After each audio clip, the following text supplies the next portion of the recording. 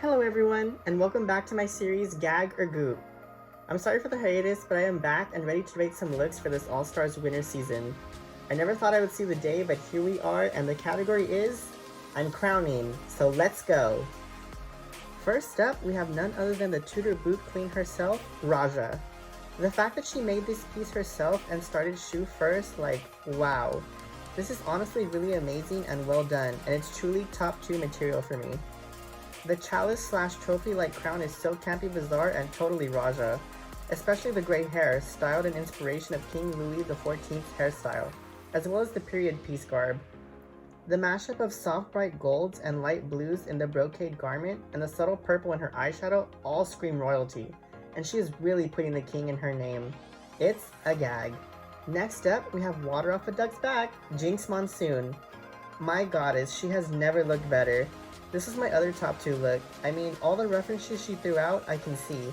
The Virgin Mary in the gorgeous golden crown, Queen Elizabeth I in the entire gown, makeup, and hair. I really do love this wig on her, and it was such a bold yet perfect color combination in tandem with the immaculate red and golden gown she is wearing. Head to toe perfection, and I give it a gag.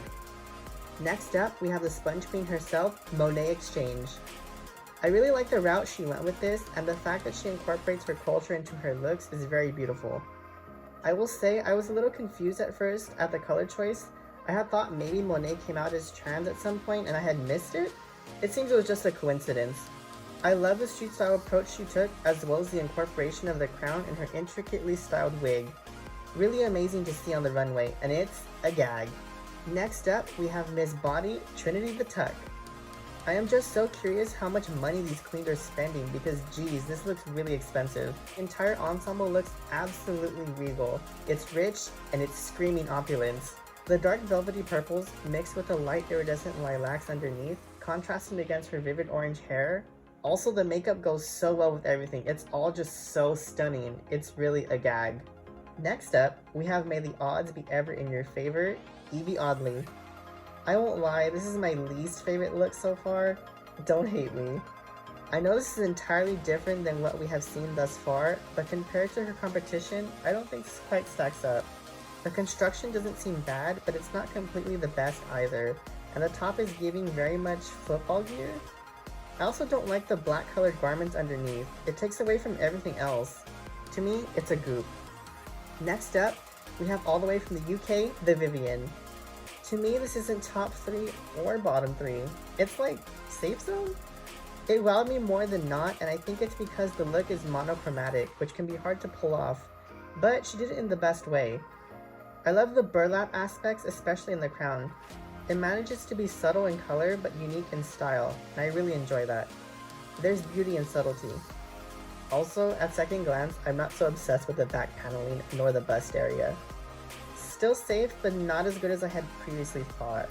It's a very soft gag. Next up, we have, look over there, Jada Essence Hall. I really wanted her to do well because I love her so much.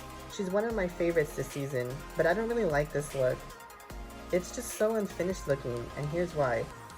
That big light blue front panel is just screaming I ran out of fabric, and it's just the eyesore of it all. I'm not even sure if there was more fabric if it could save it, but I might have been able to say at least it's safe. But also I'm not really in love with the nude and black corsetry atop. I like it by itself, but put together they seem like 2 different looks. Unfortunately, it's going to be a goop for me. Lastly, we have Miss Slay Coulee, Shea Coulee. Clearly the inspiration is easily understood as she states. The one minor thing I would say is that I wish the blues and greens were a bit more vivid. But my god, does she look powerful as hell. I think it's innovative and celebratory of her to replicate Nefertiti's crown out of braids. It seems simple at first thought, but not at all really. The way she celebrates braids in the aspect of a crown is really stating black is power. Not only do I love that, but the way she carries herself on the runway with conviction in herself and her walk?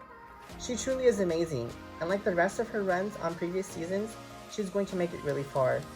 It's a gag. So that is it for today's runway video. Let me know what y'all think in the comments down below. Did you agree with me? Did you disagree with me? Also, the person that won the lip sync was Shea Coulee, and she chose to block Trinity the Tuck. I will be posting the second episode's runway this weekend, so stay tuned and thank y'all for watching. Bye everyone!